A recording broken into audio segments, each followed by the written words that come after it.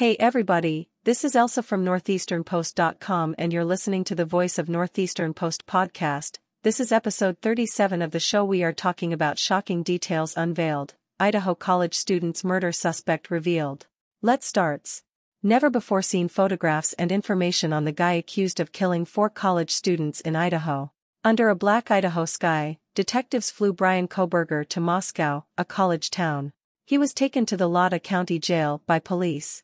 The 28-year-old made his initial appearance in this court on January 5, wearing an orange jumpsuit and a blank expression. He is accused of the murders of 4 University of Idaho students, Kaylee Goncalves, Madison Maddie Mogen, Chapin, and Xana Kernodle. Investigators believe he stabbed them to death at the women's shared home. Judge, if you plead guilty or are proven guilty, the maximum sentence for this crime is death and life imprisonment. Do you get what I'm saying? Yes, Bryan Kohberger. Kohberger has not yet pleaded guilty. Investigators detailed their knowledge of the night of the murders in an affidavit, saying the perpetrator left his DNA on a leather knife sheath discovered on a bed adjacent to Maddie Mogen. Most disturbingly, they claim a surviving roommate heard sobbing and saw a figure clad in black clothing and a mask. As she stood in frozen shock, the guy went by, and she locked herself in her room. The probe is proceeding quickly. Authorities have not revealed a motive or if he was connected to the youngsters, but we are learning more about Bryan Kohberger. Who is charged with killing Bryan Kohberger? Bryan Kohberger and his father were traveling home from Washington State University for winter break to the family's home in Pennsylvania only 15 days before his arrest. Officer, through body cam video. Good day. Michael Kohberger, how are you? Officer, how are you today? The drive was cut short by 2 traffic stops in Indiana, about 10 minutes apart, for tailgating. Michael Kohberger, to officer, we're headed to Pennsylvania, a few more miles away. Officer, okay. Michael Kohberger, to the Poconos. We're a little punchy. We've been on the road for many hours. A police body camera video shows Kohberger and his father casually discussing the trip with an officer. Officer, what are your working hours? And what about days? Bryan Kohberger, several hours. Michael Kohberger, several hours. We've been on the road for about a day now. Officer, please don't follow too closely, okay? They are then freed with a caution. Kohberger has been studying for his PhD in criminology at the institution since August. He also worked as a teaching assistant at the Criminal Justice Department. He lived and worked on campus in an apartment building. Kohberger had sought for an internship with the Pullman Police Department in the autumn, according to the recently disclosed affidavit. In his application essay, he said that he had an interest in assisting rural law enforcement agencies with how to better collect and analyze technological data. Kohberger taught 4 courses to Benjamin Roberts. Benjamin Roberts, he seemed to be at ease among other people. He was fast to express his views and opinions. And he was always ready to participate in class discussions. He said Kohberger looked to be quite clever. Peter Van Sant, is there anything more that Bryan has mentioned to you in the past that you think could be of relevance today? Benjamin Roberts, he made a remark, and it was sort of a throwaway man talk thing. At one point, he casually said, I can go down to a bar or a club and have pretty much any lady I want. Kohberger came to the institution after graduating from DeSalle's Institution in Center Valley, Pennsylvania, with a bachelor's degree in psychology and a master's degree in criminal justice. Authorities claim that while at DeSalle's, Bryan Kohberger uploaded a university-approved poll on the website Reddit questioning ex-convicts about the crimes they committed. Before making your move, how did you approach the victim or target? He inquired. This might be circumstantial evidence, according to James Gagliano. James Gagliano is a CBS News contributor and former FBI supervisory special agent. The fact that the suspect was interested in pursuing a PhD in criminal justice and was particularly interested in the mental state that people who had committed murders in the past had, yes, it could be interesting to note, but I know a lot of researchers who study those things who would never commit a quadruple homicide. If Kohberger was engaged in these killings, C.C. Moore, a genetic genealogist, wonders why he would be so irresponsible as to supposedly leave his DNA at the crime scene. C.C. Moore, people are saying how brilliant he is, and I just don't see how that could be true, because any student of forensic science or criminology would know that it's very difficult not to leave your DNA behind in a really violent, intimate crime scene like this. C.C. Moore, you know, Ted Bundy believed he was brilliant, but it turns out he wasn't. Roberts said Kohberger seemed unkempt, fatigued, and chattier than usual after the killings. But nothing could have prepared Roberts for the news of Kohberger's arrest. Looking back over the previous 4 months, I feel like there should have been warning signals that I should have recognized, but I didn't. I was caught off guard. These charges are out of character for Bryan, according to Jason LaBar. Jason LaBar, a public defender in Monroe County, defended Kohberger before he was transported to Idaho. Jason LaBar, the family would want the broader public to know that Bryan is a responsible son and brother who is committed to them.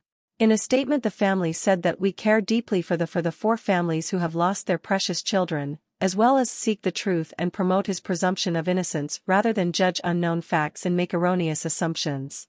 Jason LaBar, he is presumed innocent unless proved guilty. According to LaBar, Kohberger grew up in eastern Pennsylvania's Pocono Mountains, where his father worked as a maintenance worker and his mother worked in the school system.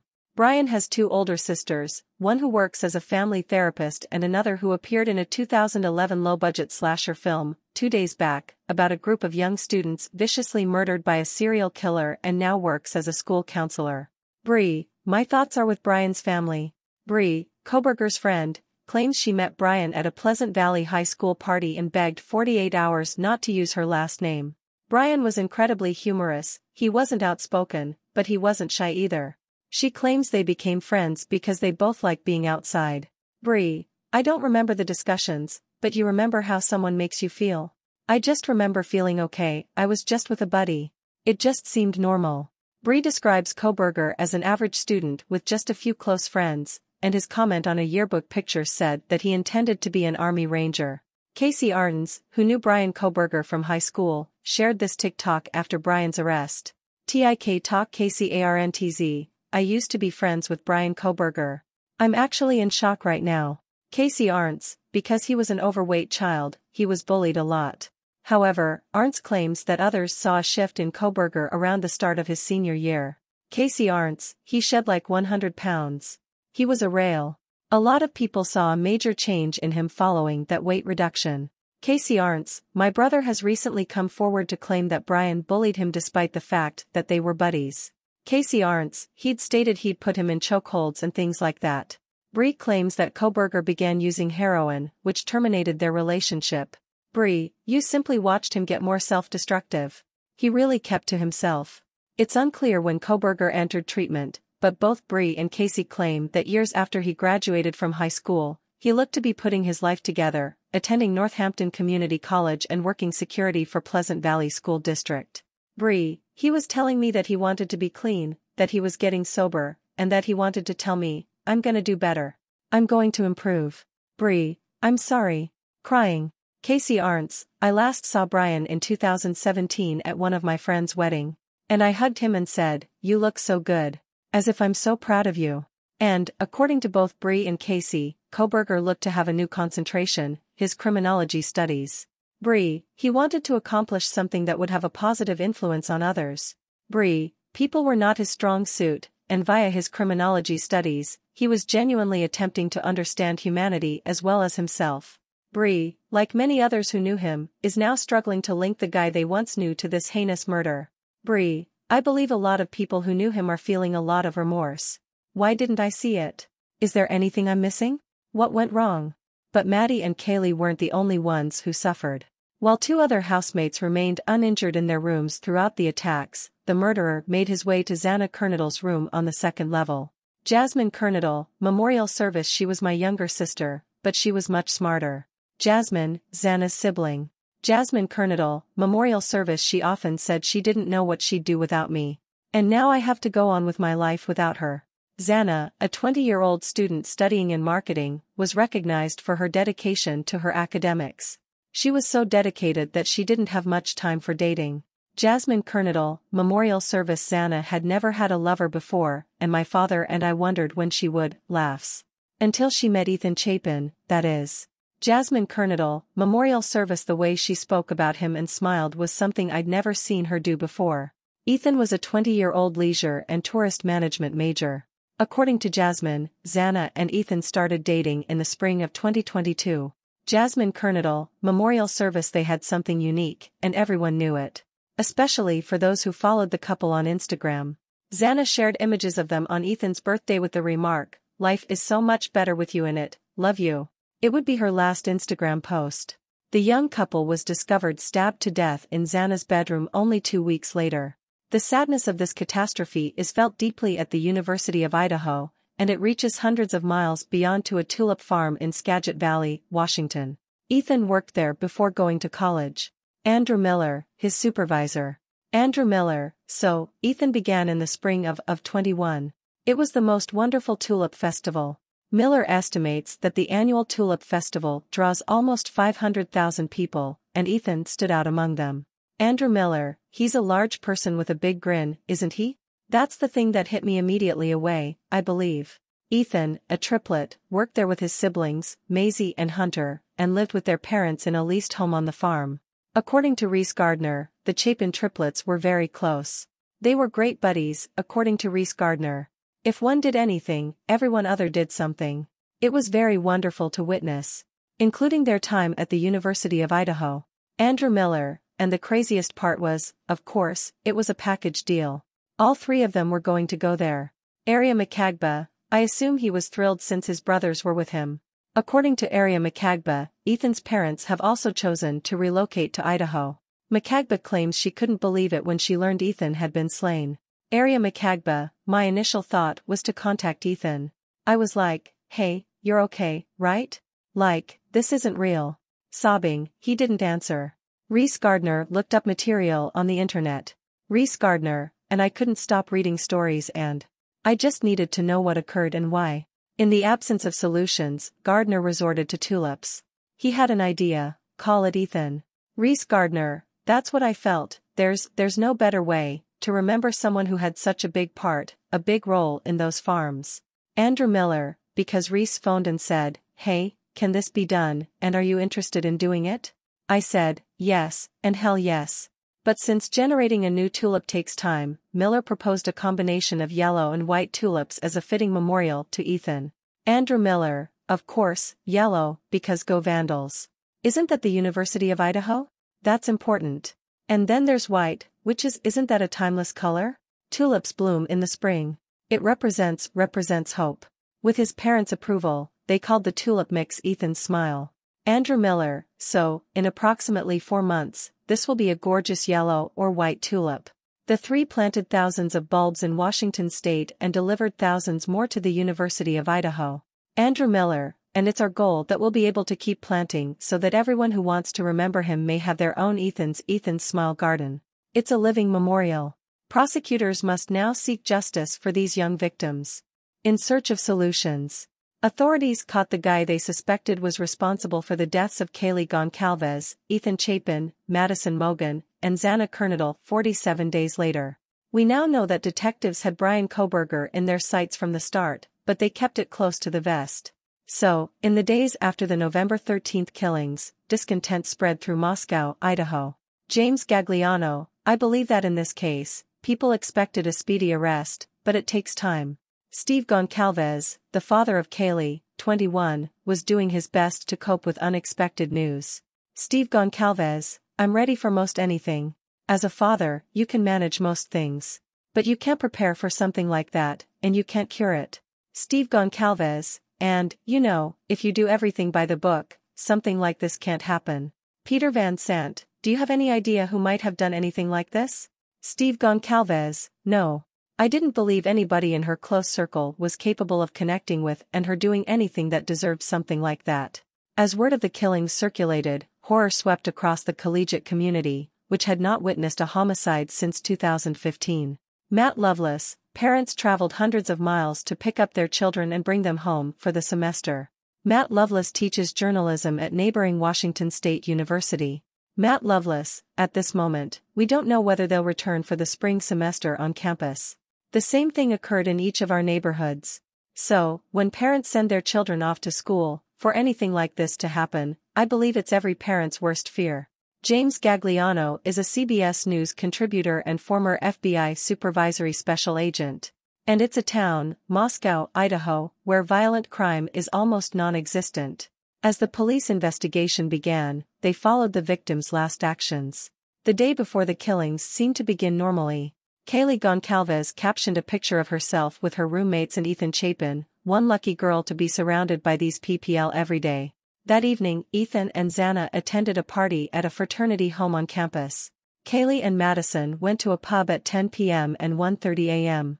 They were later observed visiting a nearby food cellar, the Grub Truck, before returning home about 2 a.m. on November 13th. So, based on the timeframe, detectives know that the incident occurred sometime in the early morning hours. There were apparently 2 more University of Idaho students there when the killings occurred. Later that morning, a call to 911 was placed from one of the surviving roommates' phones to report an unconscious individual. At 11:58 a.m., police arrived at the residence. Police find the victims in bedrooms on the 2nd and 3rd floors of the house, a horrific and very large-scale crime scene because you're going to be dealing with a number of different floors that need to be processed, the bedrooms where the crimes actually occurred, and then ingress and egress points. How did the suspected murderer get into the house? By way of the entrance door? By looking via a window? All of these items will be investigated by police. Chief James Fry, to reporters at this moment, no weapon has been discovered. There was no evidence of a forced entry into the house. The Moscow police conducted their first news conference 3 days after the killings, on November 16. Chief James Fry, we think this was a single, targeted assault on our victims. We do not have a suspect at this moment, and that person is still on the loose. On November 17, Coroner Kathy Mabbutt published her report. Coroner Kathy Mabbutt, they were all killed by stabbing with some form of weapon, most likely a bigger knife. She informed authorities that several of the 4 victims had defensive wounds but that none of them had been sexually assaulted. The crime was still being investigated by police, who were assisted by the Idaho State Police and the FBI. James Gagliano, I simply think the Moscow Police Department didn't have a lot of experience dealing with homicides, particularly one as horrible as this one. After nearly 3 weeks of no arrests and what looked to the public to be no credible suspects, Steve Goncalves became more anxious that police weren't doing enough and that the killings would become a cold case. As a result, he claims, he began working with his own team to investigate the killings. So we just thought, this is the time. Let's get it out there, and let's not let it get cold. Let's get as many resources as possible. Peter Van Sant, and did you have any idea what the motivation may have been for these murders? Steve Goncalves, beautiful chicks and a lovely man. I believe that could have something to do with their, stalking them in that way. Meanwhile, names of prospective suspects began to emerge, including members of the community and associates of the victims. However, they all seem to be part of an erroneous rumor mill, with many coming from internet sleuths. People even came to Goncalves to verify they were not involved. Steve Goncalves, we had some suspects remove their shirts in our kitchen to see if they had any marks. And we did everything in our power to ensure that if we believed someone was ruled out, we honestly felt like we looked at them. Despite the fact that law enforcement received hundreds of tips, the investigation seemed to be stopped. On December 7th, over a month after the killings, cops were observed gathering up the victims' things to return to the bereaved relatives. The driver of the U-Haul truck was the police chief. On the same day, a public appeal was issued. The occupants of a white 2011 to 2013 Hyundai Elantra with an unknown registration plate, seen near the murder site around the time of the deaths, were wanted by police. Amanda Rowley, crime reporter, this is the first detailed tip we've had in a few days. Detectives are now looking for anybody who was inside a white Hyundai Elantra near this residence on King Road on November 13th. Police shared photographs of vehicles of comparable makes to the one they were seeking for. Chief James Fry, to reporters, we continue to feel that additional information has to be acquired. James Gagliano, I'm taking it to the media. I'm disseminating that information over the internet. We're putting it out there so folks can search for a possible suspect, person of interest, or vehicle. That goes a long way toward closing leads. Investigation from within. It turns out that the police had previously shared the information with neighboring law enforcement roughly 2 weeks before they encouraged the public to be on the lookout for a white Hyundai Elantra. On November 29, 2022, Washington State University police discovered a white Elantra. Bryan Kohberger was the owner of the vehicle. CBS News learned that the Hyundai Elantra was tracked for several days by the FBI in mid-December, using EasyPass monitoring, fixed-wing aircraft, and ground support, as it was driven by Kohberger and his father from Pullman, Washington, to the family's home in Pennsylvania. The automobile was stopped twice in Indiana on December 15 for those offenses, by the Indiana State Police and the Hancock Sheriff's Office. Officer, are you from Washington State University? Michael Kohberger, correct. Bryan Kohberger, correct. Officer, and where are you going? Michael Kohberger, we're off to Pennsylvania. Both authorities said that at the time of the stops, there was no information available on a suspect for the crime in Idaho, to include identifying information or any specific information related to the license plate state or number of the white Hyundai Elantra. Kohberger was not ticketed. Instead, he received a verbal warning and went on his way home. Then Kohberger's vacation came to an abrupt stop. A suspect has been arrested in the triple murder of 4 Idaho college students, according to CBS News.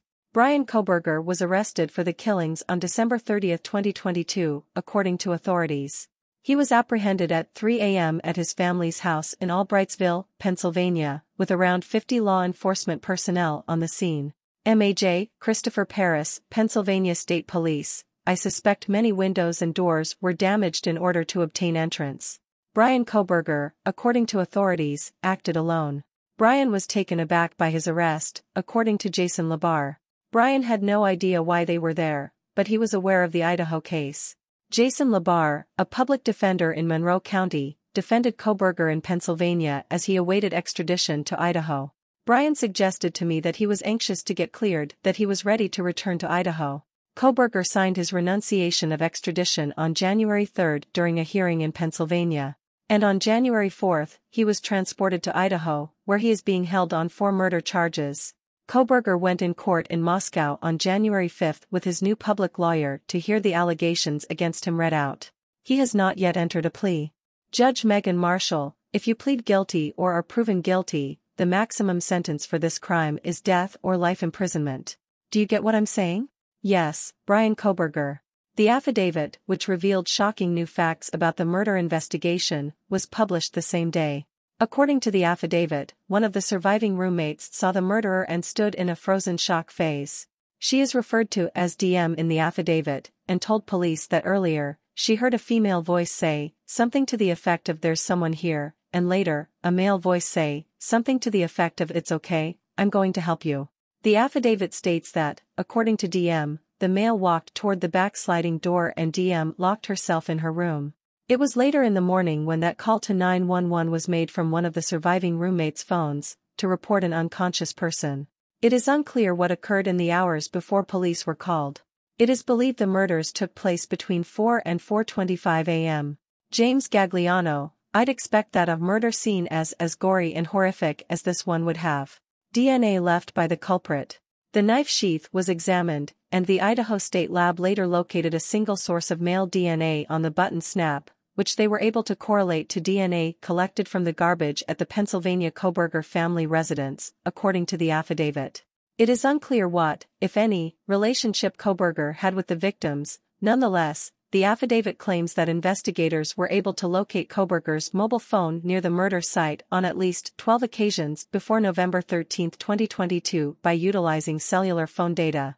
Except for one, all of the occurrences happened in the late nighttime and early morning hours. Even with these new revelations, many questions remain. A new gag order forbids officials and anybody connected in the investigation from discussing the deaths, and investigators have sealed a search warrant executed at Kohberger's house in Pullman, Washington. Jim Gagliano, you don't want to make a mistake, and you don't want anything to happen throughout this process that would provide the suspected suspect a chance to defeat the case. The lawsuit will now go via the legal system as parents who have lost children seek answers. Steve Goncalves, we uncover the truth, and then that will be everything. In memory of. It's seen in the youngster's astonished, speechless expressions that beg the question, why, without even saying anything. The flowers, the prayers, the pledges to continue on.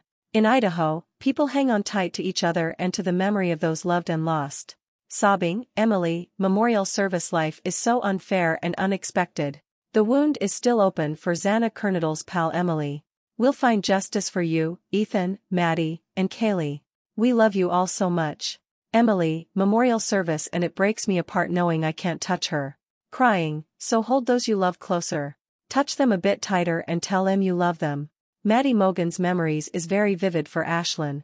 Ashlyn, memorial service, you will live on forever, not only in my heart, but in the hearts of so many others who were touched by your beautiful smile, grace, patience, open heart, and insanity. Hunter Johnson recalls a friend on whom he could depend, Ethan Chapin. Hunter Johnson, memorial service. Ethan was always someone you could depend on to make you smile and lighten up your attitude. And I feel so privileged to have had so many wonderful memories with him, emotional. Those who are older, though, may feel that sorrow this profound never fades. Kaylee's father, Steve Goncalves. You don't recover from something like this. It's never going to happen. You're never going to be healed. You're never going to get past this. And when they die, part of you dies. Steve Goncalves, we're weary of all these sorts of crimes. We're tired of all this crap. And we can unite around these awful events, and we're hoping as a society we come back stronger, and we decide not to take this anymore, you know. That's what I hope for.